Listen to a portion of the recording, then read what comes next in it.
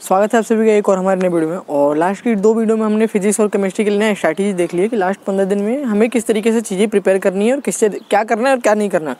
ठीक है, तो इसकी वीडियो में आज की इस वीडियो में हम मैथ के बारे में बात करेंगे। तो बायो मेरा सब्जेक्ट नहीं है, बायो के बारे में मैं कुछ भी एडवाइस या कुछ भी स्ट्रैटेजी नहीं बता सकता हूँ, तो उसके लिए आई एम रियली सॉरी। और बात करें हिंदी और इंग्लिश, तो उसके लिए एक ही वीडियो काफ़ी होगी, वो बहुत ज़बरदस्त वीडियो। पर्सनली मैंने वो स्ट्रैटेजी फॉलो करी थी, उसके बारे में नेक्स्ट अपकमिंग वीडियो में हम बात कर लेंगे। ठीक है, आज की इस वीडियो में हम बात करेंगे मेनली मैथ के बारे में। अब देखो मैथ में ना, देखो अगर लास्ट वही जैसे हमारी 3 वीडियो जो जा रही हैं, 2 वीडियो उसी तरीके से अपन बात करते हैं। मान लो अगर आपका सिलेबस हो रखा है, ठीक है, अपन तीनों तरीके के बच्चों के बारे में बात करेंगे। देखो अगर आपका सिलेबस हो रखा है ना इस टाइम पे, तो भाई ये बहुत अच्छी बात है। देखो एक गलती मत करना ना कि यार आपका सिलेबस हो जाए तो चीज़ों को साइड में पटक दो। पर्सनली जो गलती मैंने करी थी मैथ में, कि सबसे पहले मेरा मैथ बहुत स्ट्रॉन्गेस्ट सब्जेक्ट था। ऐसा नहीं है कि कुछ भी था, मैं रियलिटी बताऊँ तो बोर्ड में मेरे 68 मार्क्स थे मैथ के अंदर। हाँ, और जेईई मेंस की बात करें, किस तरीके से मैं कह रहा हूँ कि मेरे अच्छे थे। जेईई मेंस में मैं बात करूँ तो वही मेरे जो परसेंटाइल थी ना जेईई मेंस के सेकंड अटेम्प्ट में, फर्स्ट में तो बहुत कम रह गई थी। सेकंड की बात करें तो फर्स्ट में भी 89 परसेंटाइल थी, ऐसा नहीं था कि कम था। फर्स्ट में 89 था। सेकंड अटेम्प्ट में ना क्या होता है कि मार्क्स और परसेंटाइल का ना वेटेज गिर जाता है, जो जेईई मेंस जिनको पता हो। तो सेकंड अटेम्प्ट में मेरी जो मैथ के अंदर परसेंटाइल थी ना, ओनली मैथ में, वो 93 परसेंटाइल थी। ठीक है, 93 या 94 थी समथिंग, यही था, 93 था जहाँ तक मेरे को याद है। ठीक है, तो ये यहाँ से मेरे को ये पता चलता है कि हाँ मैथ तो मेरा वीकेस्ट सब्जेक्ट तो नहीं था, लेकिन मैंने कुछ पर्टिकुलर गलतियाँ कर दी थी जिसकी वजह से मेरी चीज़ें खराब हो गई थी, क्योंकि मैंने मैथ पढ़ के पहले ही साइड में रख दिया था कि मैथ अपना सबसे पहले हो गया। मैथ मेरा वैसे ही स्ट्रॉन्ग था, तो मैं बस मैथ ही पढ़ता था। 5, 7, 10, 15 दिन के अंदर मैथ कंप्लीट करके मैंने साइड कर दिया था। उसके बाद उसको मैथ को देखा तक नहीं।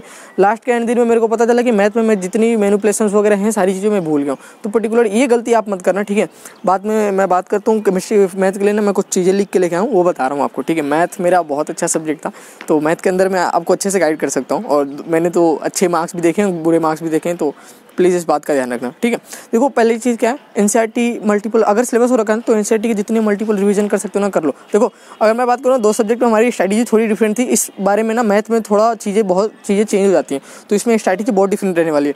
देखो मैं बात करूँ, अगर इस वक्त हो गया ना तो मल्टीपल एनसीईआरटी पढ़ो। एनसीईआरटी से बाहर आपका आरबीआई एक भी क्वेश्चन नहीं आएगा, एक क्वेश्चन भी नहीं।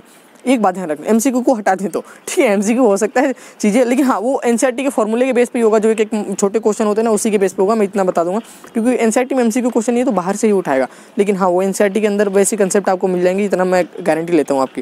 ठीक है, देखो एनसीईआरटी के ना रिवीजन करते रहो, एनसीईआरटी लगाओ, एनसीईआरटी से बाहर कुछ नहीं जाएगा, इससे ज़्यादा पढ़ने की कोई जरूरत नहीं।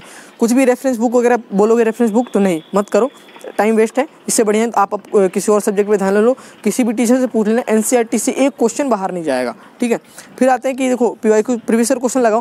देखो प्रीवियस ईयर क्वेश्चन इस हिसाब पे लगाना ना कि पहले जब अपनी बात करें आज से 2 साल पहले, तो आरबीएससी की बुक चलती थी। ठीक है, बीच में पहले एनसीईआरटी चलती थी, फिर बीच में आरबीएससी लागू होता, फिर एनसीईआरटी आ गया था। तो कोशिश करना कि जो आरबीएससी की बुक की किताबें जो क्वेश्चन है ना वो ना करें। तो जो मेरे प्रीवियस ईयर क्वेश्चन के पेपर जिन्होंने खरीद रखे ना, उनको मैं बता दूं कि हमने वो क्वेश्चन हटाई दिए जो आरबीएससी बुक के थे। जो एनसीईआरटी में जो क्वेश्चन है वही है, और लेटेस्ट पैटर्न पे, इसी चीज़ पे मैंने बहुत ज़्यादा मेहनत करी, और मेरे दोस्त वगैरह ने भी, तो उस पर बहुत हमने मेहनत करा है कि जो भी चीज़ें लेटेस्ट पैटर्न पे दे जाए, जो फिलहाल के टाइम पे कोई बुक भी नहीं कर रहा है। आप बुक भी खरीदोगे ना तो आरबीएससी के पुराने क्वेश्चन मिलेंगे, जो बुक के जो अनरिलेवेंट है। मैं बता दूं, मेरे पास वो एग्जाम आइडिया मैंने बुक भी रिव्यू भी करा था, उसमें हाँ जो बुक की कमियां हैं वो मैं बताता हूँ। वो बुक में ना पुराने आरबीएससी के भी क्वेश्चन थे, मैंने लगाया ही नहीं था, क्योंकि आरबीएससी से क्वेश्चन पूछेगा ही नहीं भाई, आरबीएससी की बुक से। एनसीईआरटी चल रही है, एनसीईआरटी से बाहर कुछ नहीं जाएगा।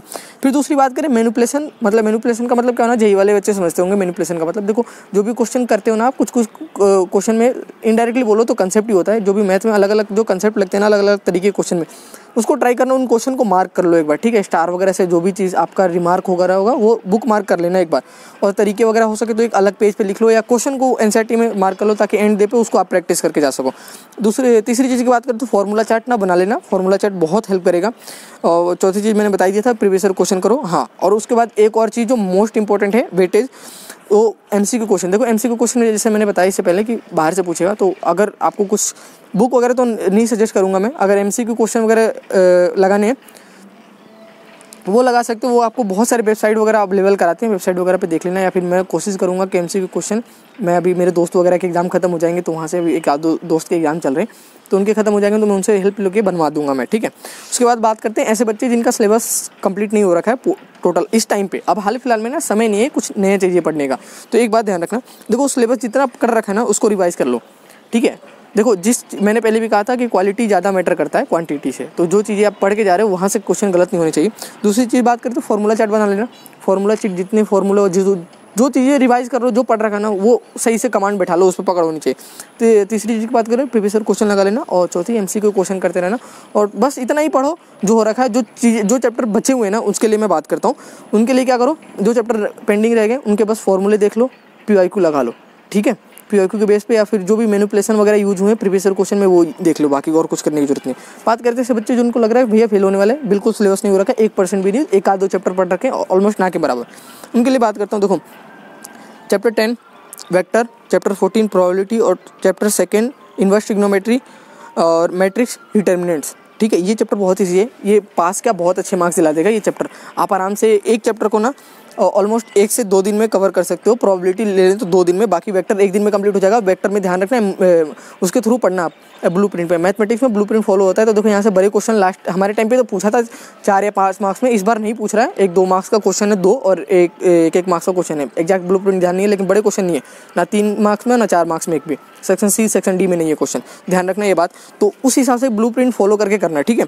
और बात करते हैं उसके बाद, देखो फॉर्मूले वगैरह NCERT में जितने चैप्टर वगैरह है ना, जो भी चैप्टर आपके रहेंगे जो जिनमें ये मेंशन नहीं है, ये तो कर लेना, ये इजी है, बहुत जल्दी कवर हो जाएंगे। बात करते हैं जो चैप्टर आपके रहेंगे ना, तो उनके लिए क्या करना, देखो मैं बहुत पहले से कहते आ रहा हूँ कि कुछ भी चीज़ों को ऐसा ना हो ना कि कुछ भी चीज़ें आप ब्लैंक करके जा रहे हो। देखो कुछ चीज़ हर सब्जेक्ट में ना, हर चैप्टर में कुछ चीज़ें होती हैं हार्ड होती हैं, कुछ चीज़ें होती हैं ईजी होती हैं।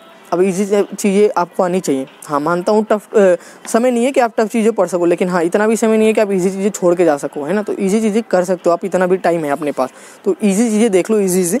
देखो मैं बताऊँगा, मैथ में बहुत अपोजिट गेम चलता है। यहाँ पे मैंने लास्ट वीडियो में बताया था कि बड़े क्वेश्चन पे फोकस करो, मैं इसमें बोलूँगा छोटे क्वेश्चन पे फोकस करो, उसमें फॉर्मूले बेस होंगे। मैथ के बड़े क्वेश्चन आपसे नहीं लेंगे, टू बी ऑनेस्ट नहीं लेंगे। और ये बात आप कैसे रिलेट करोगे, मैंने लास्ट वीडियो में मैंने कहा था कि अगर बड़े क्वेश्चन कर रहे हो तो थ्योरी वाले क्वेश्चन हो जाएंगे बड़े क्वेश्चन में, सेक्शन C और सेक्शन D में, वहाँ से न्यूमेरिकल डेरिवेशन में दिक्कत होगी, मैंने ये बात बोली थी। और मैथ अपना क्या प्रॉपरली न्यूमेरिकल बेस्ड चीज़ें, ठीक है। न्यूमेरिकल मतलब मैथमेटिक्स ही है, वो तो समझ रहे हो आप, ठीक है। तो पूरा कैलकुलेशन बेस है, तो यहाँ पे एक ध्यान रखना, छोटी चीज़ों पे फोकस करना।